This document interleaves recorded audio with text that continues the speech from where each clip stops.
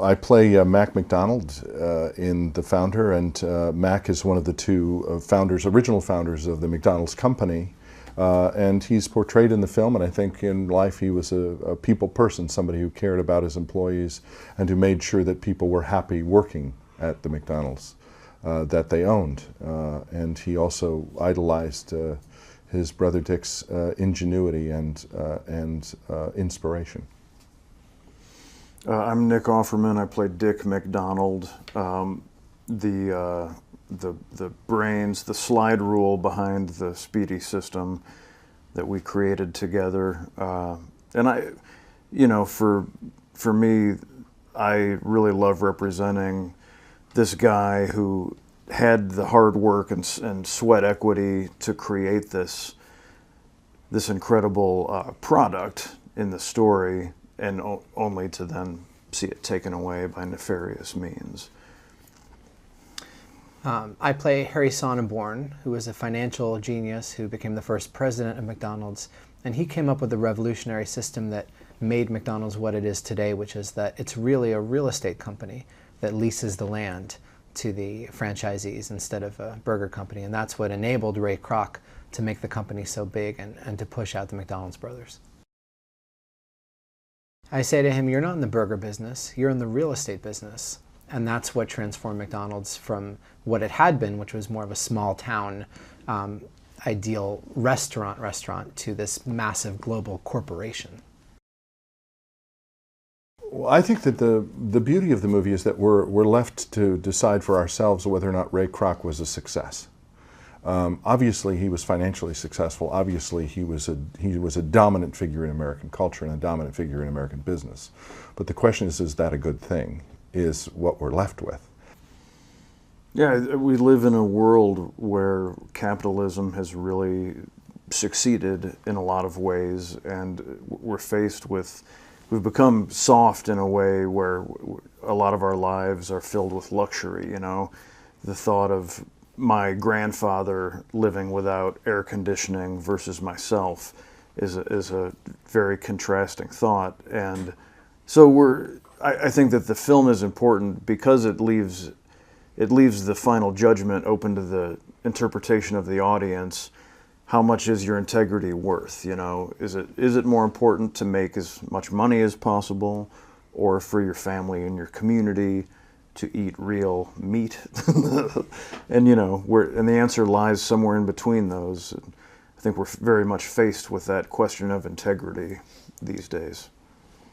I think it's a great American story. It's about the small town, small business values that built a great restaurant, and then it's also about the ruthless Wall Street level ambition that made it into this giant corporation, and the battle between them and the cost of that.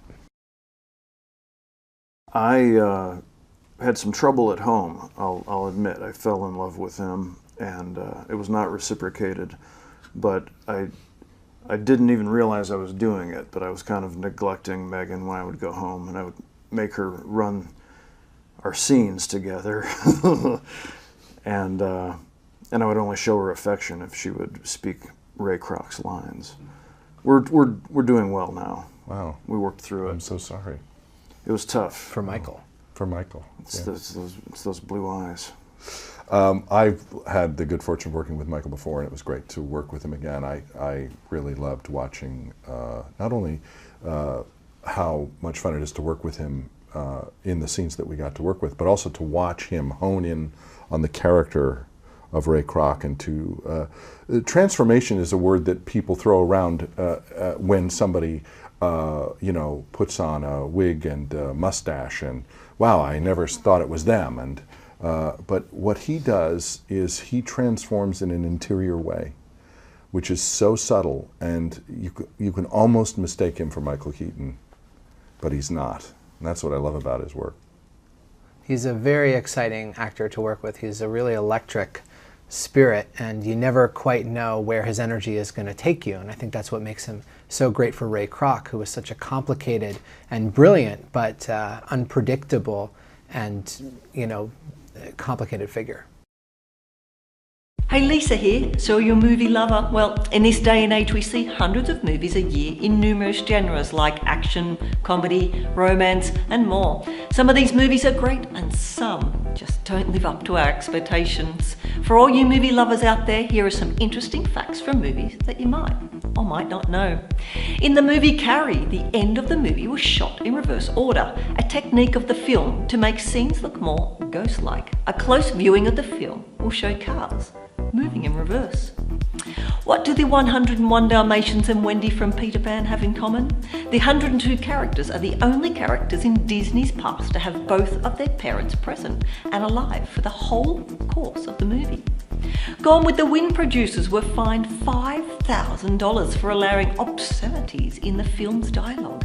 The offensive and expensive word, damn.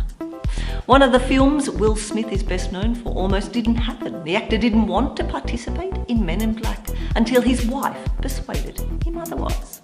In the film Monsters Inc., Boo has a Woody doll. That's the famous cowboy from Toy Story. Gilderoy Lockhart from Harry Potter and the Chamber of Secrets was based on a former boyfriend of writer J.K. Rowling. I Know Who Killed Me, starring Lindsay Lohan, has had the most Razzie Awards ever given to a film. Now, the Razzies are awards for the worst in movies. So, did you know any of these facts? Did you find them interesting? Let me know in the comments below, and I'll see you next time.